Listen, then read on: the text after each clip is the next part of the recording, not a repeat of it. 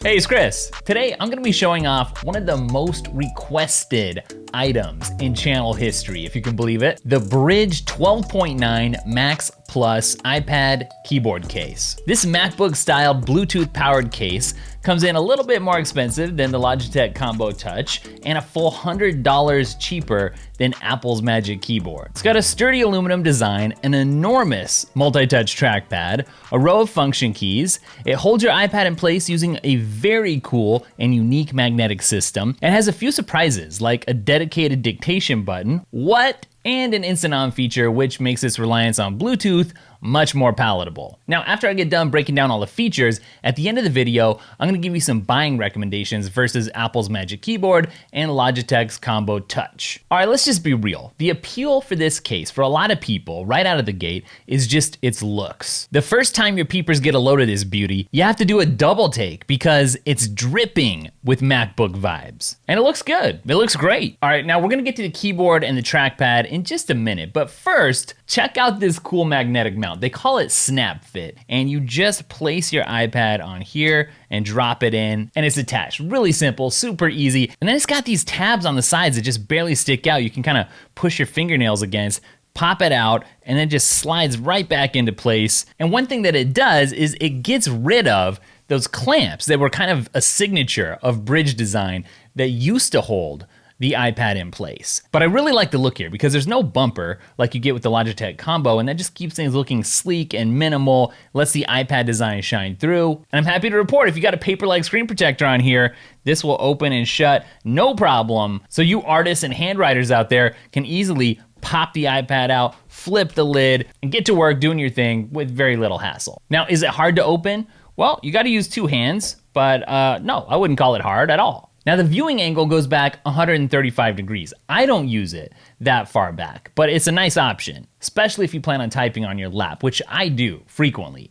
So this works great in that situation. Although I'll just say I wouldn't want to be poking at the screen when you have it back 135 degrees. But if you have it at a normal angle, you can tap around on the screen, you can drag stuff around, and it's not gonna be a problem. It's not gonna tip over or become too top heavy at all. You know, if you like iPad accessories, I've always got a string of the best iPad accessories coming into the office for review. So if you don't want to miss it, and you're liking the vibe of this video so far, you might as well get subscribed. Now the typing experience here is very different from what the Magic Keyboard offers and the Logitech Combo Touch offers, which themselves are noticeably different. Now, I wasn't 100% sure how I felt about this keyboard when I first started using it. But you know what? After getting acclimated, I've decided I actually really like it. The keys actually have more travel than the Magic Keyboard. And if anything, typing on this keyboard kind of reminds me of typing on the very excellent Logitech MX keys.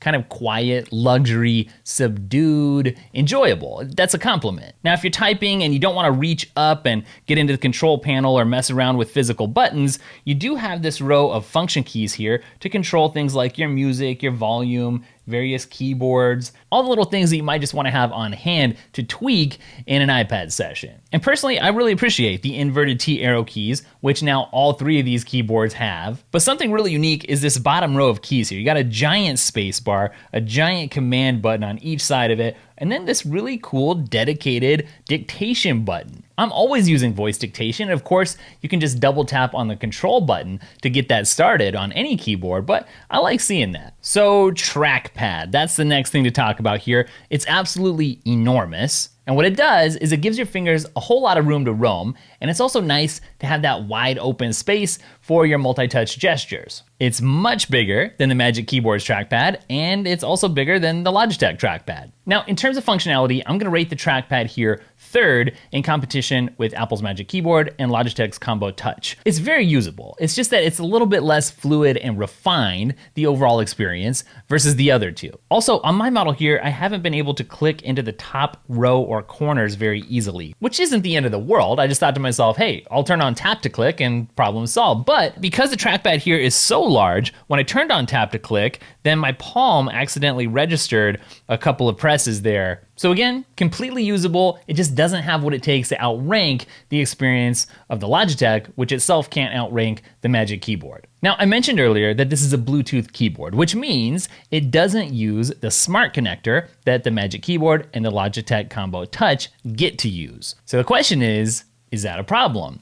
Well, actually, in day-to-day use, it really doesn't matter that much. Now, my experience with previous Bluetooth keyboards for the iPad is probably similar to yours, in that whenever it was time to use the iPad, use the keyboard, you had to kind of sit there and tap some keys for like 2 or 3 seconds, wait for it to wake up, and then it would become responsive. But the instant on feature here pretty much annihilates that. It essentially means that you're only gonna have to wake it up maybe once per day, or at least once every 4 hours or so. So here's a scenario. I woke up this morning, I woke up my iPad, I got some work done, I had breakfast, I exercised, I got ready, I came back, did some more work, and the instant on worked perfectly. You know, it was just ready to go. The chances of you having to go more than 4 hours or whatever before you use it again throughout a business day are pretty slim. Of course, because it is Bluetooth, that does mean that you're gonna have to charge it. And in this case, that would be maybe every 3 months or so, somewhere in there.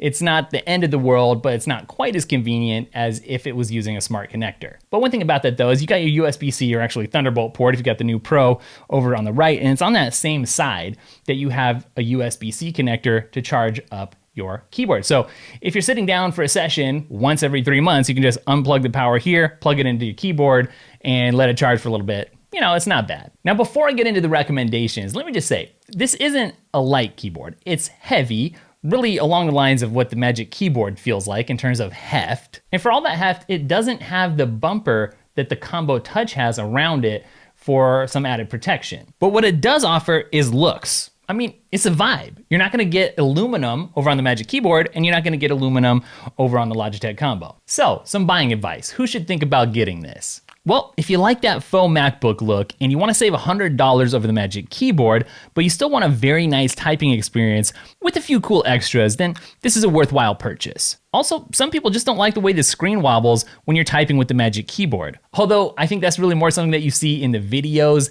and in real life, it really has next to no effect. And while the Logitech does let you rip off that keyboard, you still get that row of function keys here, and you can easily take the iPad all the way off without having a case or bumper attached at all, which some people are gonna like. And very importantly, to a huge portion of the population, you'll be able to use this while typing in your lap, which you can't do. It's basically impossible with the Combo Touch. Hopefully this was useful. I made a whole video comparing the Magic Keyboard and the Combo Touch like just a week ago. So if you want to get fully caught up in this space, go back and check that out. I'll try to link it up for you down in the description. But I'm going to continue using this keyboard for a while, and I'll let you know with some follow-up information how that's going in the next episode of the podcast. So if you're not subscribed there, make sure to get subscribed using the link in the description.